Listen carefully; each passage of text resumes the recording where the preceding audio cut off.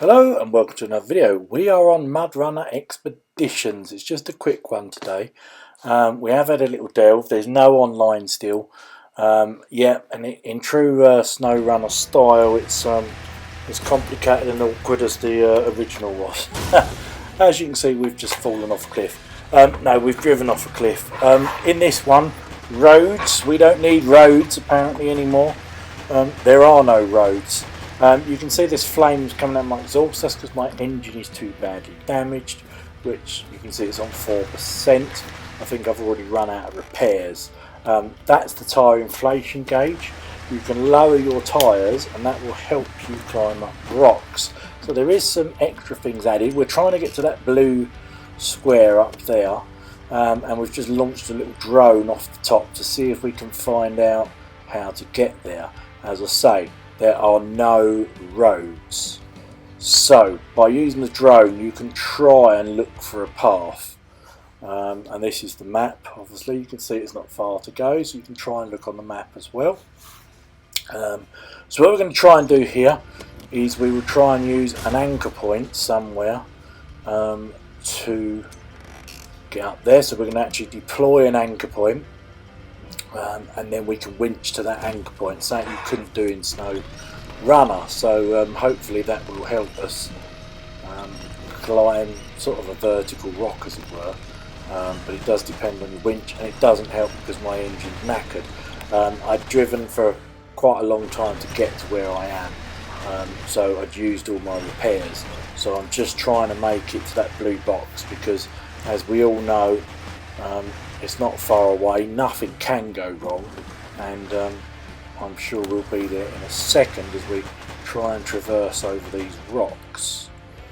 You really do have to use, and hats off to them, you've got a little menu there, we're using another one of these anchor points. Lowering the tyre temperatures really does help, believe it or not, and using the low range and using diff lock. On the original you sort of use it a little bit and then you don't use it anymore because you just get a good truck. On this one you need to use it. Okay, so we've made it to the top. All we've got to do is get to that blue box. Just a quick short drive. Let's whiz over there now.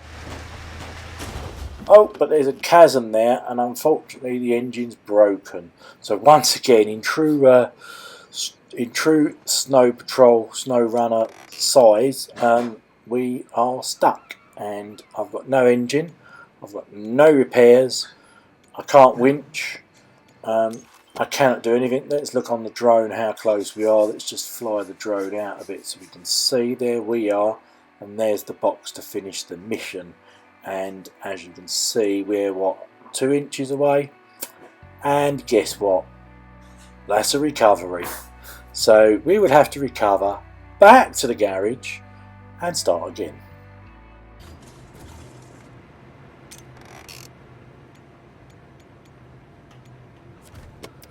So here we are back at the garage. And another thing, you can recover free, which we did do.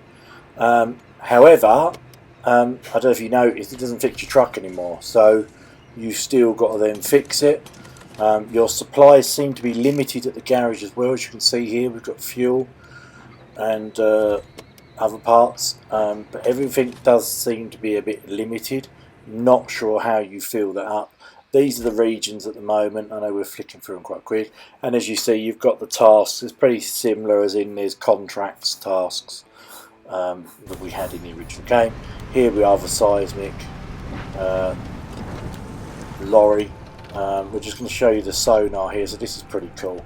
We didn't have this. This shows you how deep the water is. So the longer those spikes are, the deeper the water is. So that's quite a nice addition, which I quite like. As you can see, we got stuck. The drone, obviously, you've seen before, but it is brilliant. Look, it gives you the scale, and when you're trying to look at how to get to there, like I said, because there are no roads, it's really good. If you fly too far, you get this, where you've run out of range, or there are places where there's no flight zone. I don't know what that means, whether they've done that to stop you or whatever, I'm not too sure. So here we are, just going around the map, basically looking. We have to do this seismic thing in different places. Other things are very similar. Bottom right, you can see it's very similar.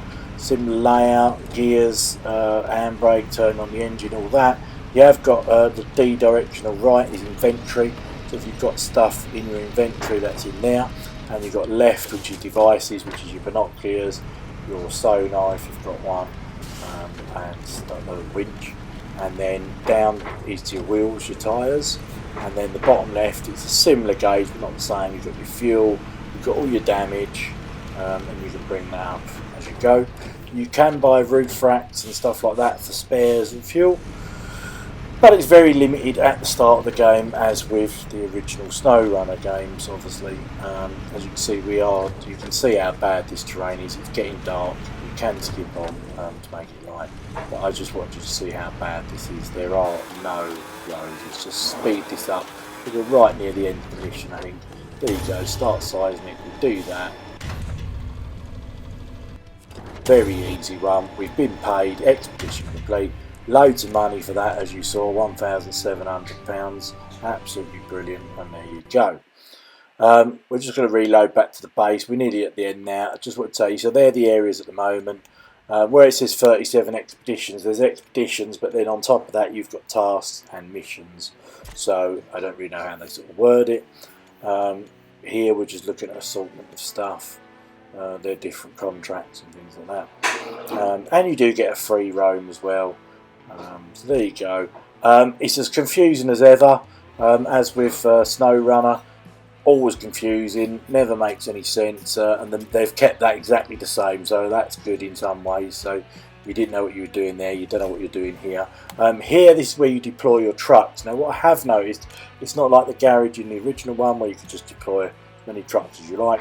You have to pick these at the beginning, so if you want 5 trucks and their configurations, you have to do that before you start the mission and deploy the trucks. I don't know why they've done that. I don't know how that will work on online. And as you can see, you can configure the trucks similar to how you could in the others. Anyway, I'm going to go. Hope you liked it. I will do a bit more on this, but this was just a quick sneak at the game. Hope you liked it, and we'll see you in another one soon.